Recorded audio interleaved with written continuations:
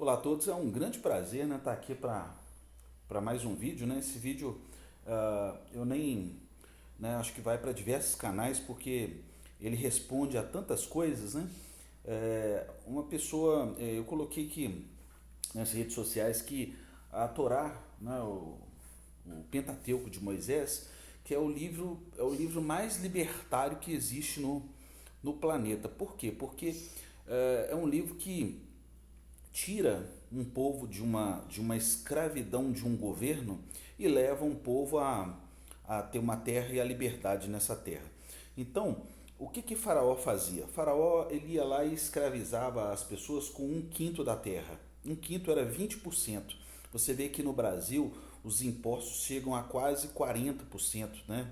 35%, às vezes está 37%, 38%, já chegou a 39%, ou seja, quase 40%, ou seja, é o dobro que Faraó cobrava para poder ter feito todo, né, as terras em voltas todas escravas do Egito, né?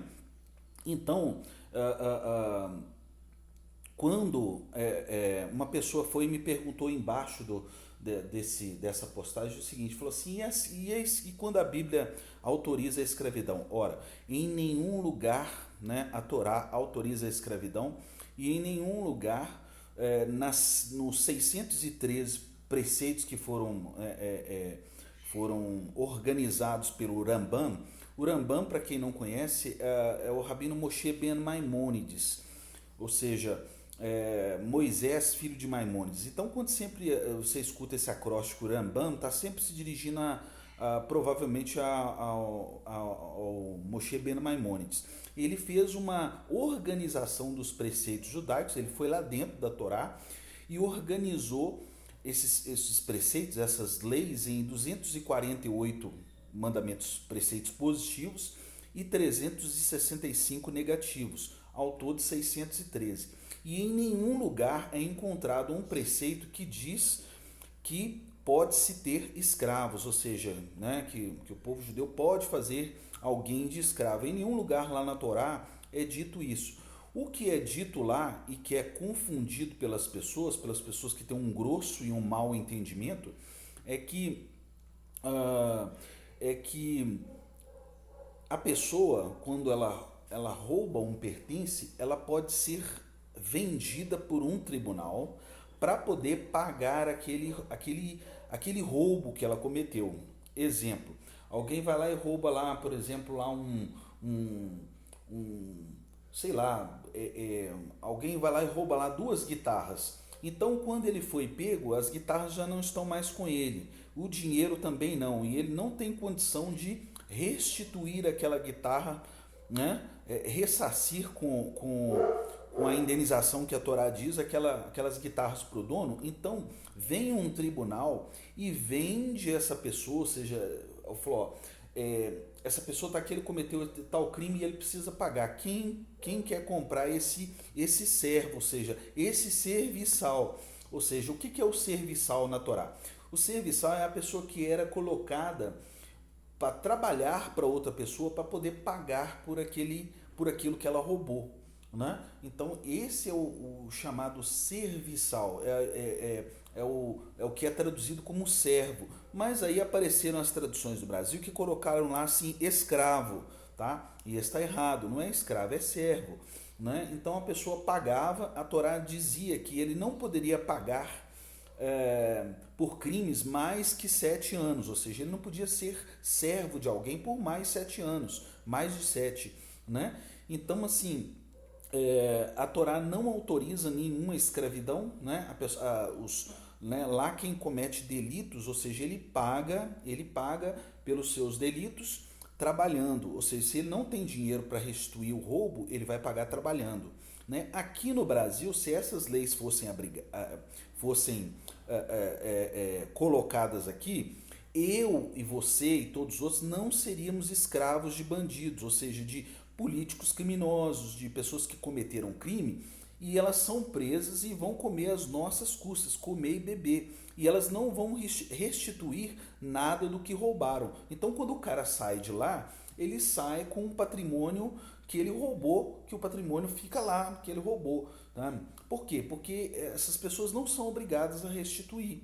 Né? Então, quando coloca, por exemplo, aparece um juiz aí que coloca para restituir lá e tudo, as pessoas começam a gritar: não, fulano de tal livre e não sei o quê. Por quê? Porque as pessoas já se acostumaram com esse esquema de bandido aqui no Brasil, onde ninguém trabalha para poder pagar os delitos que comete, né? Quem tem que trabalhar para poder pagar sou eu, é você, né? É com o nosso dinheiro que nós pagamos esses delitos. Então os escravos aqui somos nós, né? Nós somos os escravos. Então, em nenhum lugar a Torá ela ela deixa, né? Em nenhum lugar existe uma lei autorizando a escravidão, tá? A pessoa era vendida como servo para poder trabalhar como serviçal, tá? Então o nome certo é para poder servir outra pessoa, exemplo, numa casa, no campo, para poder servir outra pessoa e aquele dinheiro, ao invés do da pessoa que ela está servindo pegar o dinheiro e entregar na mão dela, não, ele entregava o dinheiro no tribunal, para o tribunal, né? E o tribunal entregava o dinheiro para a pessoa, né, que tinha tido o bem furtado, o bem roubado, né? A pessoa que estava em prejuízo com aquele bem. Então, aquela pessoa que recebia o dinheiro, tá? Então, aqui, se essa lei fosse aplicada no Brasil, nós provavelmente deixaríamos de ser escravos e manter, né, e alimentar políticos corruptos na cadeia, alimentar pessoas que estão roubando na cadeia, que têm essas práticas e nunca cessam com essas práticas, né? Então, assim, mas como tem gente gritando para poder libertar esse tipo de pessoa, então nós vamos continuar com esse sistema de opressão. Então a Torá, ela é o livro mais libertário que você pode imaginar em todos os sentidos. As leis lá, se aplicadas na nossa sociedade hoje, essas leis elas colocariam socialmente o Brasil no lugar certo. Mas por quê? Porque elas não são aplicadas. Né? Então, se a pessoa roubou, né, se é algo que tem como restituir, ele vai trabalhar para restituir aquilo. Né? Mas se é algo que não tem como restituir, exemplo, a vida, então ele tem que pagar com a própria vida. Por quê? Porque não porque é olho por olho e dente por dente, que é uma outra coisa que eles entendem errado. É simplesmente porque uma vida não tem como restituir. E quando você vê lá olho por olho, dente por dente, as pessoas que veem isso, as pessoas também interpretam errado porque não leem o que está escrito mais para baixo. Olho por olho, dente por dente é o seguinte: se alguém ferir o olho de uma outra pessoa, ele é obrigado a restituir aquele ferimento e até que a pessoa se cure daquele ferimento e indenizar a pessoa. É isso que quer dizer olho por olho, dente por dente. Você tem que ler a parte que está embaixo também. Né? Você não pode simplesmente ouvir falar olho por olho e dente por dente e achar que a Torá autoriza que se alguém foi lá e furou o olho de uma pessoa, o outro vai lá e fura o olho e tá tudo certo. Ora, não é isso não, tá? Então você está entendendo tudo errado. Né? Você precisa fazer um exame mais minucioso na lei judaica. Você precisa fazer um exame mais minucioso para poder opinar sobre alguma coisa, tá bom? Então esse vídeo que eu queria fazer, né? Eu acho que esse assunto aí ficou bem esclarecido, né? Eu vou procurar pôr um texto embaixo desse vídeo para quem quiser ver, para quem quiser, né, estudar mais um pouco. E é isso aí. Um grande abraço a todos. Shalom.